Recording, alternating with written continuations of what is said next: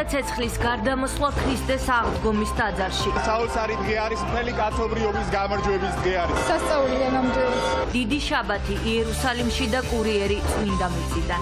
ქრისტე გაგილოცა უფლის საფლავზე, წმინდა ცეცხლი კვლავ გადმოვიდა როგორც სიცოცხლის სიკვდილზე გამარჯვების სიმბოლო. საქართველოს წმინდა ცეცხლის მოლოდინში და ტრადიციული სააღდგომო სამზადისი ქვეყანაში. ცეცხლის მობრძანებას და რა თქმა უნდა სახში უნდა წავაბრძანო. სამების საკათედრო ტაძარში მორწმუნეები საზეიმო ლიტურგიაზე დასასწრებად იკრიბებიან. სააღდგომო ზავი უკრაინაში და რამდენიმე საათით შეჩერებული საომარი მოქმედებები. რუსული მხარე აცხადებს სააღდგომის ზავს. ბრძანებს ყველა სამხედრო მოქმედების შეწყვეტას ამ პერიოდისთვის. ხანგრძლივი მშვიდობის მოლოდინში ამერიკა იმუქრება. ორიდან რომელიმე მხარე გაართულებს ვითარებას უბრალოდ მithქვებს, სულელები ხართ, საშინელი ხალხი ხართ და გამოვტოვებთ ამ საკითხს. შევა თუ არა ჩიხში მოლაპარაკებების პროცესი.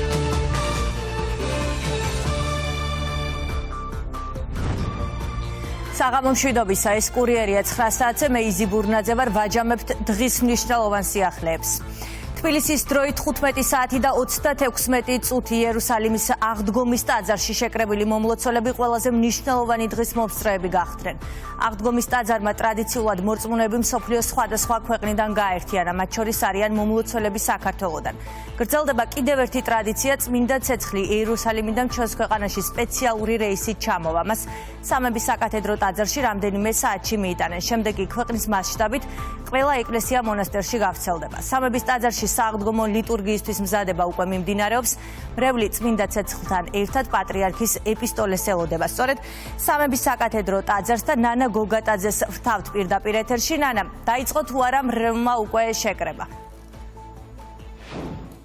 იზი შეიძლება ითქვას, რომ სამების საკათედრო ტაძარში უკვე არის ხალხმრავლობა, ეტაპობრივად იკრიბება მრევლი იმისთვის, რომ არის განსაკუთრებული მოლოდინი თუ როდის დაიწყება სააღდგომო ლიტურგია 11 საათზე, ზუსტად 2 საათში დაიწყება წირვა და ელოდებიან ამ დროისთვის სრულიად საქართველოს კათოლიკოს პატრიარქს ილია მეორეს, რომელიც თანამოსაყდრე მეუფე შიოსთან და სხვა მღვდელმთავრებთან ერთად აღავლენ სადღესასწაულო ლიტურგიას. დაიწყება წირვა, იქნება ლიტანიობა, მრევლი ეზიარება და ბუნებრივია არის მოლოდინი პატრიარქის ყოველწლიური ეპისტოლესა და მოისმენენ თავარ გზავნილებს. ასევე ვესაუბრეთ ჩვენ მრევლს, რომელიც ულოცავს სრულიად საქართველოს აღდგომის ბრწყინვალე დღესასწაულს. ამბობენ, რომ ეს არის მართლმადიდებელი ქრისტიანებისთვის ყველაზე მნიშვნელოვანი დღესასწაული და დღეს ისინი ზეიმობენ ბოროტებაზე, სიკეთის გამარჯვებას და ასევე სიკვდილზე სიცოცხლის გამარჯვებას.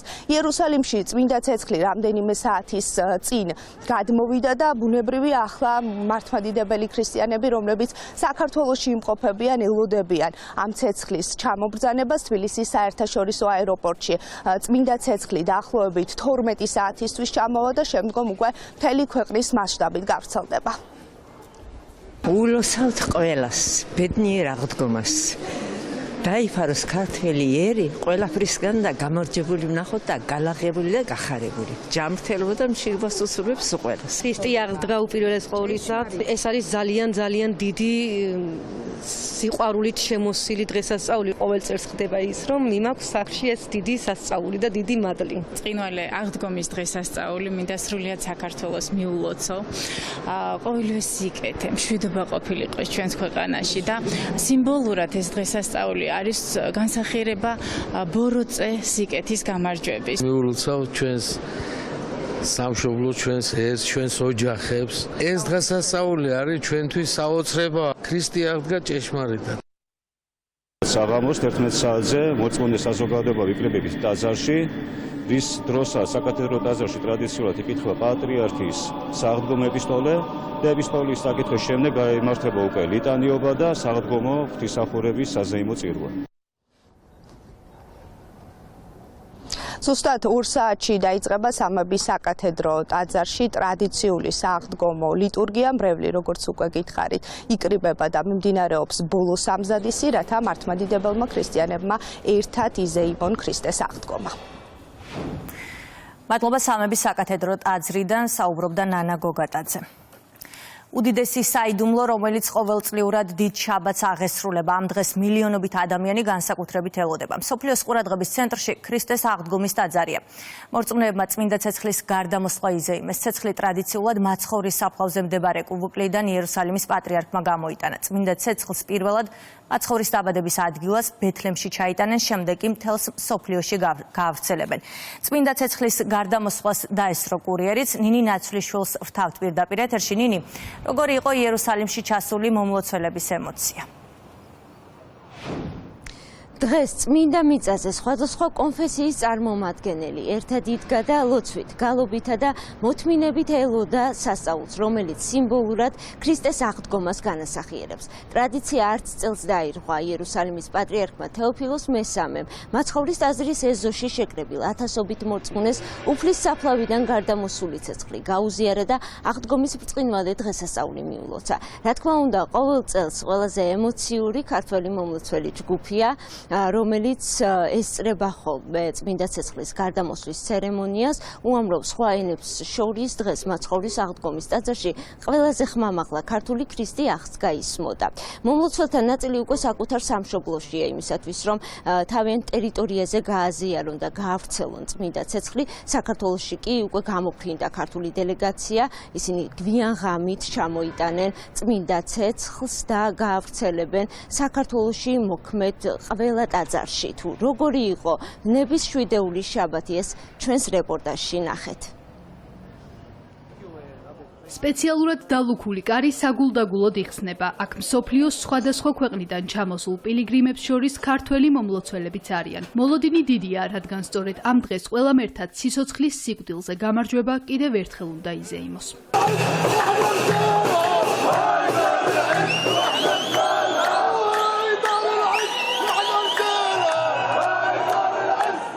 წმინდა ცეცხლის გარდამოსვლის წინაპირობა მართლმადიდებელი არაბების მიერ ყიჟინით და დაფდაფებით ტაძრის მოლოცვა. ეს აქ ერთ-ერთი ყველაზე ემოციური მომენტია.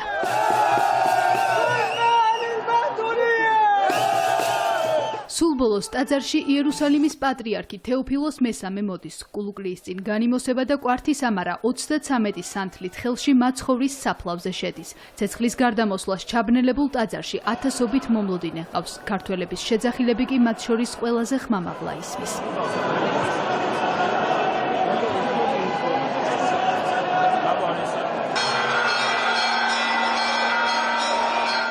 პატრიარქის შესვლიდან 4 წუთის შემდეგ ღვთაებრივი ცეცხლი გადმოდის და მთელს ტაძარში ელვის სისწრაფით ვრცელდება. ულოცავს სრულიად საქართველოს ქრისტე აღსდგა, ჭეშმარიტად აღსდგა. საოცარი დღე არის, მთელი კაცობრიობის გამარჯვების დღე არის. კაცობრიობის გამარჯვების დღე არის მის უმთავრეს მტერზე, რომელიც არის სიკვდილი. ულოცავთ აღდგომის დღესასწაულს წინასწარ და ღმერთმა ქნას, რომ ამ წმინდა წელს ჩვენთვის მოიტანოს მშვიდობა.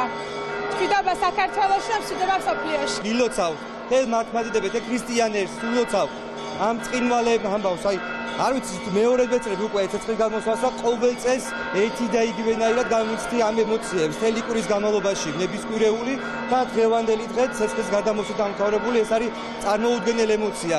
ილოცავთ ქრისტე აღსდგა, მრავალს დაესწარეთ. არაბებთან ერთად ჩამოვედი ყიჟინით და უსაწყოდ ემოციურად ვარ. შეეწია სრულიად საქართველოს უფლის მადლი და ძალა და ემიგრანტები მალე დაბრუნდნენ საქართველოში. მართლმადიდებლურ სამყაროს ცეცხლის გარდამოსვლა ნების კვირეულის ბოლოს ქრისტეს მკვდრეთით აღდგომას ახსენებს. ღვთაებრივი ცეცხლი სიცოცხლის სიკვდილზე, სიკეთის ბოროტებაზე გამარჯვების სიმბოლოა. დღესვე მას ყველა პილიგრიმი საკუთარ სამშობლოში ჩაიტანს. საქართველოში წმინდა ცეცხლი სააღდგომო ლიტურგიის დროს ყველა ტაძარში გავრცელდება.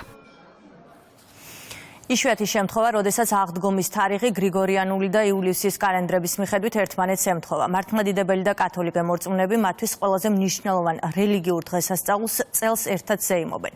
სიმბოლურია ეს თარიღი იმითაც, რომ ეკლესია ნიკეის მსოფლიოს პირველი საეკლესიო კრებიდან 1700 წელს აღნიშნავს. სწორედ ამ კრებაზე მიიღეს წესი აღდგომის თარიღის გამოთვლის შესახებ. იესო ქრისტეს ჯვარცმამ და აღდგომამ წელს მილიონობით მორწმუნე მსოფლიოს სხვადასხვა ქალაქში კიდევ ერთხელ გააერთიანა.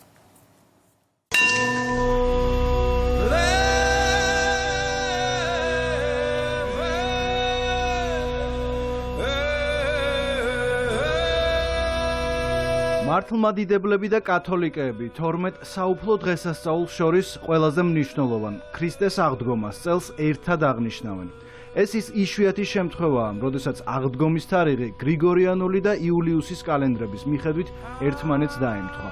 ქრისტე აღდგა. ამ სიტყვებით მსოფლიოს სხვადასხვა ქვეყანაში მორწმუნეები ყველაზე დიდ საუფლო დღესასწაულს ერთმანეთს ულოცავენ.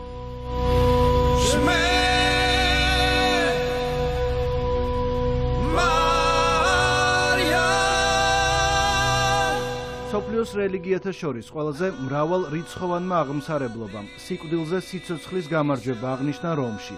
წმინდა პარასკევის ჯვრის გზის ცერემონიისთვის კათოლიკეები კოლიზეუმში შეიკრიბნენ. პაპი ფრანცისკე, რომელიც ჯერ კიდევ გამოჯანმრთელების პროცესშია, მესამე წელია ცერემონიას ვერ ესწრება.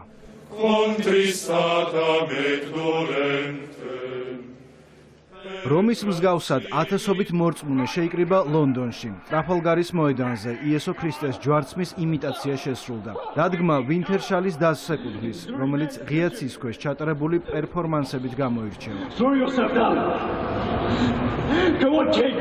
შესანიშნავი შოუ იყო. ლონდონში დიდი ხანია ვცხოვრობ და ყოველთვის მინდოდა მოვსულიყავი.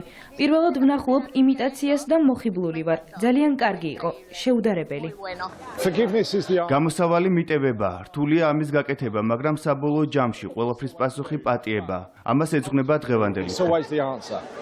ქრისტეს აღდგომასთან დაკავშირებით 300 წლიანი ტრადიციის შესასრულებლად ხალხი ქუჩებში ხელნაკეთის სამოსით გამოვიდა მექსიკაშიც. თითოეული ადამიანი, ვინც ტრადიციულ საიონაშია ჩაცმული, დიდი დროის მანძილზე საგულდაგულოდ ამზადებს თავის კოსტუმს და ხელით აკეთებს ყველა დეტალს. მიმაჩნია, რომ ეს ძალიან ლამაზი და მნიშვნელოვანი ტრადიციაა და ტეტელა დელ ვულკანის ერთ-ერთი გამორჩეული დღე. აღდგომის დღესასწაულისთვის მიძღვნილი თეატრალური წარმოდგენის სანახავად მორწმუნეებით გაივსო კარაკასის ქუჩები. პეტრეს უბანში პერფორმანსი ვია კრუჩი, ანუ ჯვრის გზა 35 წელზე მეტია ტარდება და ამას უამრავი ადამიანი ესწრება. ეს არ არის თეატრი, ისინი მხოლოდ ქრისტეს ვნებას ანსახიერებენ, რათა ხალხმა წმინდა კვირაში უფლის ვნებისა და სიკვდილის პასკალური საიდუმლო გაიგოს. მან უსაზღვროდ შეგვიყვარა, ჩემთვის გასაკვირია იმის ხილვა, თუ როგორი ინტერესით მოდიან აქ ახალგაზრდები და როგორ ემზადებიან საკუთარი როლის შესასრულებლად. წმინდა კვირა განსაკუთრებული ფორმით აღინიშნება გვატემალას ცენტრალურ დასავლეთ ნაწილშიც. ტრადიცია არც ამჯერად დაირღვა და მამაკაცებისგან შემდგარმა ჯგუფმა ეკლიანი გვირგვინითა და დაფარული სახეებით თემის ორ ტაძარს შორის კილომეტრნახევრიანი გზა ცოცვით გაიარა. ამ სრულობაში მონაწილეობის მიღება მარტივი არ არის, თუმცა როდესაც ხედავ ადამიანებს, რომლებიც ამ გზას გადიან, პროცესში მონაწილეობისთვის სურვილი გიჩნდება. ბუნებრივია ეს ყველაფერი კავშირშია რელიგიასთან, ამ ფორმით ჩვენ მადლობას ვუხდით უფალს, ადამიანებისთვის გაღებული მსხვერპლის გამო. ადამიანებისთვის გაღებული მსხვერპლის გამო იესო ქრისტეს ჯვარცმამ და აღდგომამ წელს ქრისტიანები კიდევ ერთხელ გააერთიანა. მართლმადიდებელი და კათოლიკე მორწმუნეები მათთვის ყველაზე მნიშვნელოვან რელიგიურ დღესასწაულს ერთად ზეიმობენ. სააღდგომო ზავი უკრაინაში რუსეთმა დღესასწაულთან დაკავშირებით საომარი მოქმედებები რამდენიმე საათით შეაჩერა, მაგრამ იქამდე აგრესორმა საკუთარი კვალი ომში მყოფ ქვეყანაში მაინც დატოვა. რამდენიმე საათის წინ გაცვალეს ტყვეებით, თუმცა მსოფლიო ისევ ხანგრძლივი მშვიდობის მოლოდინშია. შევა თუ არა მოლაპარაკებები ჩიხში, ამერიკის შეერთებული შტატები დიპლომატიურიდან ულტიმატუმის ენაზე გადადის. თუკი დონალდ ტრამპი დარწმუნდება, რომ მხარეები მშვიდობას ვერ აღწევენ, თავად მოლაპარაკების პროცესს დატოვებს. 277 უკრაინელი სამხედრო აღდგომას ოჯახში შეხვდება. დღესასწაულის წინ მოსკოვმა და კიევმა არაბეთის გაერთიანებული საამიროების შუამავლობით ტყვეები გაცვალეს. რუსეთის პრეზიდენტმა სააღდგომო ზავიც გამოაცხადა. ვლადიმერ პუტინმა დროებით ყველა სამხედრო მოქმედების შეწყვეტის ბრძანება უკვე გასცა. ჰუმანიტარული მოსაზრების გათვალისწინებით დღეს 18 საათიდან კვირას ღამის 12 საათამდე რუსული მხარე აცხადებს აღდგომის ზავს. ბრძანებ ყველა სამხედრო მოქმედების შეწყვეტას ამ პერიოდისთვის. თუმცა ამ განცხადებამდე დღეს დილით მოსკოვმა უკრაინის ქალაქებზე იერიში 8 რაკეტითა და 87 დრონით მიიტანა. თავდასხმები ოდესის, ხარკოვის, სუმის, დონეცკისა და ზაპოროჟიეს ოლქებზე განხორციელდა. დღის მეორე ნახევარში კი მოსკოვმა დრონები კიევის მიმართულებით გაუშვა. ვოლოდიმირ ზელენსკიმ ვლადიმერ პუტინი ადამიანების სიცოცხლით თამაშში დაადანაშაულა. ახლა უკრაინაში საჰაერო განგაშია. 6:15 წუთზე ჩვენს ცაში რუსული დრონებია დაფიქსირებული. უკრაინულმა საჰაერო თავდაცვამ და ავიაციამ უკვე დაიწყეს მუშაობა. შაჰიდები ჩვენს ცაში ეს არის პუტინის ნამდვილი დამოკიდებულება აღდგომისადმი და ადამიანების სიცოცხლისადმი. ველზე ცეცხლი არ წყდება, მშვიდობისთვის მოლაპარაკება კი ჩიხში შედის. გაბრაზებულია დონალდ ტრამპი, რომლის გეგმაც დიდი ხანია მაგიდაზია. თუმცა ვლადიმერ პუტინი და ვოლოდიმირ ზელენსკი შეთანხმებას არ ჩქარობენ. ამერიკის პრეზიდენტის მოთმინება კი იწურება. შტატები მალე უარს იტყვის უკრაინის კონფლიქტის მოგვარებაზე თუ პროგრესის მკაფიო ნიშნები არ იქნება. აცხადებს ტრამპი და მხარეებს კიდევ ერთხელ ახსენებს, რომ ევროპის კონტინენტზე მიმდინარე ომი ამერიკის ომი არ არის. თუ ორიდან რომელიმე მხარე გაართულებს ვითარებას, უბრალოდ ვიტყვით, სულელები ხართ, საშინელი ხალხი ხართ და გამოვტოვებთ ამ საკითხს. მაგრამ ვიმედოვნებ, რომ ამის გაკეთება არ მოგვიწევს. ვფიქრობ, რომ ხედავ ენთუზიაზმს ორივე მხარისგან. მე ვერავინ მეთამაშება, უბრალოდ ვცდილობ მათ დავეხმარო. ეს არ არის ტრამპის ომი, ეს არის ომი, რომელიც არასდროს უნდა მომხდარიყო. სანამ ომში მყოფი ქვეყნებისგან პასუხებს მოისმენს, დონალდ ტრამპი უკრაინაში მიმდინარე ომის დასასრულებლად მცდელობებს არ წყვეტს. სწორედ ამ საკითხზე ესაუბრა ტელეფონით ამერიკის 47 პრეზიდენტი ბრიტანეთის პრემიერ-მინისტრს. სატელეფონო საუბარი შედგა შტატების სახელმწიფო მდივანსა და ნატოს გენერალურ მდივანს შორის. მარკო რუბიომ მარკ რუტეს დონალდ ტრამპის პოზიცია გადასცა, რომ თუ უკრაინაში მშვიდობის მიღწევა შეუძლებელი იქნება, მაშინ ამერიკა სამშვიდობო მცდელობებს ჩამოშორდება. გამოცემა ბლუმბერგი წყაროზე დაყრდნობით წერს, რომ ამერიკის შეერთებული შტატები მზად არის სამშვიდობო შეთანხმების ფარგლებში ოკუპირებულ ყირიმზე რუსეთის კონტროლი აღიაროს. თუმცა მედიის მიერ გავრცელებულ ამ ინფორმაციას არც ამერიკული და არც რუსული მხარე ადასტურებს. ომანის შემდეგ იტალია და რიგით მეორე მოლაპარაკება ერთმანეთის პირისპირ ამერიკის შეერთებული შტატებისა და ირანის წარმომადგენლები არიან, რომლებიც ამჯერად რომში შეიკრიბნენ. ოფიციალურმა ვაშინგტონმა და თეირანმა ის ბირთვული პროგრამა განიხილეს, რომელზეც ისლამური სახელმწიფო უარისთქმას არ აპირებს. შეთანხმება ვერც დღეს შედგა, თუმცა დაიდო პირობა, რომ კიდევ ერთი მოლაპარაკება გაიმართება და ეს შემდეგ კვირას მოხდება. მანამდე კი მთავარი შუამავალი ომანის სულთანი მოსკოვში ჩადის და ვლადიმერ პუტინთან შეხვედრას აპირებს. ვაშინგტონის მთავარი გეგმა, რომ თეირანმა ბირთვულ იარაღზე უარი თქვას კვლავ ძალაშია. ამერიკის შეერთებულ შტატებსა და ირანს შორის ბირთვულ პროგრამასთან დაკავშირებით მოლაპარაკებები გრძელდება. მე ძალიან მარტივად ვემხრობი იმას, რომ ირანს არ გააჩნდეს ბირთვული იარაღი. მინდა ირანი იყოს დიდებული, კეთილდღეობით მცხოვრები და შესანიშნავი. არ შეიძლება ირანს ბირთვული იარაღი ჰქონდეს და თუ ექნება ბირთვული იარაღი, ძალიან უკმაყოფილო იქნებით. ყველანი უკმაყოფილო იქნებით. ამერიკელი და ირანელი დიპლომატები უკვე მეორედ ამჯერად ომანის ნაცვლად რომში შეიკრიბნენ. შეთანხმებას ვერ მიაღწიეს, თუმცა პირობა დადეს, რომ მომდევნო კვირას კიდევ ერთი მოლაპარაკება შედგება. რომში ჩასვლამდე ამერიკის შეერთებულ შტატებთან მიმდინარე და დაგეგმილ დიალოგზე ირანის საგარეო საქმეთა მინისტრმა მოსკოვიდან ისაუბრა. თქვა, რომ თეირანი ბირთვული პროგრამის განსახილველად მზად იქნება, თუ ვაშინგტონი ისეთ პირობებს არ წარადგენს, რომლის შესრულებაც შეუძლებელია. ჩვენ ვნახეთ გარკვეული სერიოზულობა მოლაპარაკებების პირველ რაუნდში ამერიკელების მხრიდან ომანში. თუ ისინი მზად არიან სერიოზულად განიხილონ ბირთვული საკითხი, მხოლოდ ბირთვული საკითხი, სხვა თემების ჩართვის გარეშე, მაშინ ჩვენ შეგვიძლია წინ წავწიოთ კონსტრუქციული დიალოგისკენ. ამიტომ, როგორც ვამბობ, თუ ამერიკის შეერთებული შტატების მხრიდან არ იქნება წამოყენებული ისეთი მოთხოვნები, რომელთა შესრულება შეუძლებელია, მაშინ შეთანხმების მიღწევა რეალური იქნება. მედია უკვე საუბრობს იმაზეც, რომ მხარეებს შორის ერთ-ერთი მთავარი შუამავალი ომანის სულთანი ვლადიმერ პუტინს მოსკოვში ეწვევა.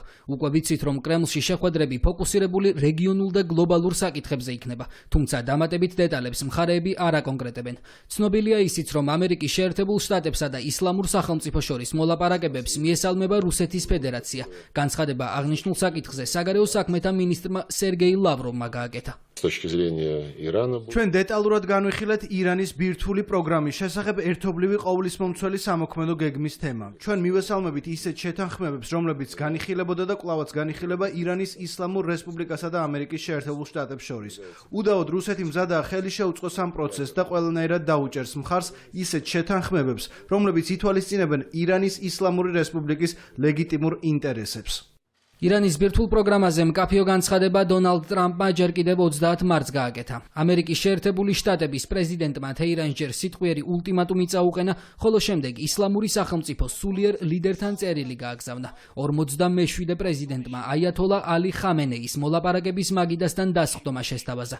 წერილში მინიშნება გაკეთდა იმაზეც, რომ უარის შემთხვევაში ვაშინგტონის პასუხი მკაცრი იქნებოდა. 12 აპრილს ოფიციალური ვაშინგტონისა და თეირანის წარმომადგენლები ომანში ერთმანეთს შეხვდნენ. შეხვედრა კონკრეტული შეთანხმების გარეშე დასრულდა. მოლაპარაკებების მორიგი რაუნდი კი დღეს იტალიაში შედგა. ამერიკის შეერთებული შტატების ახალი ადმინისტრაცია ცდილობს ირანს ბირთვულ ამბიციებზე უარი ათქმევინოს. ისლამური სახელმწიფო ჯერჯერობით ვაშინგტონის მოთხოვნის შესრულებას არ აპირებს. ამერიკის შეერთებული შტატების უზენაესმა სასამართლომ დონალდ ტრამპის ადმინისტრაციის მიერ უცხოელი მტრების აქტის ფარგლებში ვენესუელელი მიგრანტების დეპორტაცია დროებით შეაჩერა. ინფორმაციას BBC ავრცელებს. სასამართლომ ამერიკის 47 პრეზიდენტის ადმინისტრაციას უბრძანა, რომ 1798 წლის კანონის ფარგლებში ჩრდილოეთ ტეხასში დაკავებული კრიმინალური დაჯგუფებების სავარაუდო წევრების დეპორტაცია დროებით შეაჩეროს. მთავრობას ევალება, რომ დაკავებულთა არც ერთი წევრი არ გაიყვანოს შტატებიდან ამ სასამართლოს შემდგომი გადაწყვეტილების მიღებამდე. ნათქვამია უზენაესი სასამართლოს ბრძანებაში. აღდგომის ტრადიციები და სიმბოლოები, რომელიც მსოფლიოს სხვადასხვა ქვეყანაში რეკორდის დამყარების გზად აქციეს. გიგანტური პასკა, უზარმაზარი სააღდგომო კვერცხი და შოკოლადი. ახალი სიცოცხლის სიმბოლო ბრაზილიელებმა ფოლადისგან დაამზადეს, 48 დღიანი შრომის ბოლოს არც ფერები დაიშურეს. ბრაზილიას კი ბულგარეთი არ ჩამორჩა, 1000-მდე ქრისტიანმა 12 საათის განმავლობაში კვერცხების რეკორდული რაოდენობა შეღება. წელს ყველაზე დიდი სააღდგომო პასკა კი რუმინეთში გამოცხვა.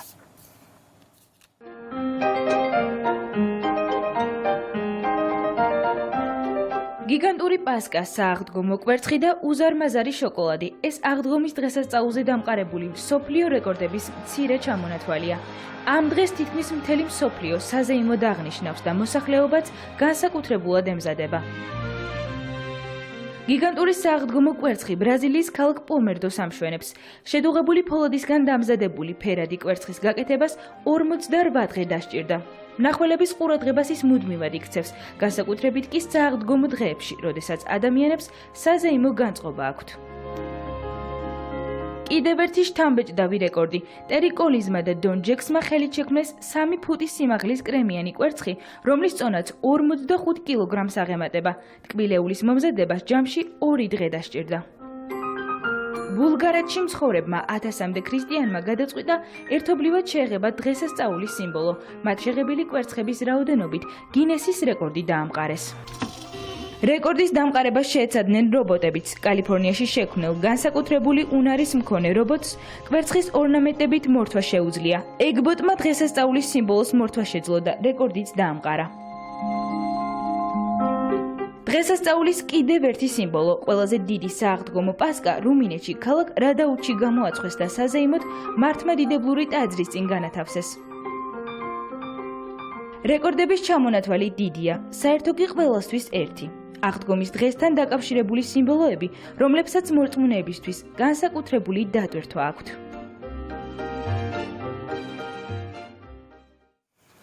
დავბრუნდეთ საქართველოში. სამების საკათედრო ტაძარში სააღდგომო ლიტურგია ცოტა ხანში დაიწყება. აღდგომის დღესასწაულთან დაკავშირებით კი ტრადიციულად იცვლება მეტროს მოძრაობის განრიგი. მიწისქვეშა ავტოტრანსპორტი დღეს 23 საათიდან 20 აპრილის 4 საათამდე იმუშავებს, მგზავრთა გადაადგილება კი უფასო იქნება. გარდა ამისა, 20-21 აპრილს დაწესდება ავტობუსის 9 დროებითი მარშრუტი. ტრანსპორტი მგზავრებს დილის 8-დან საღამოს 8 საათამდე მუხათგვერდის, ვაშლიჯვრის, კუკიის, ახალი კუკიის, მახათას, საბურთალოს, ღრმაღელის, ველისა და ვარკეთილის სასაფლაოების მიმართულებით გადაიყვანენ. აღნიშნული ავტობუსებით მოქალაქეები 2 დღის განმავლობაში უფასოდ იმგზავრებენ. აღდგომის ბრწყინვალე დღესასწაულთან დაკავშირებით ტრადიციულად თბილისის მეტროპოლიტენი მგზავრებს გახანგრძლივებული დროით მოემსახურება. კერძოდ 19 აპრილის 11 საათიდან საღამოს კვირის აღდგომის დილის 4 საათამდე იმოძრავებს თბილისის მეტრო. აღნიშნული მგზავრობა იქნება უფასო.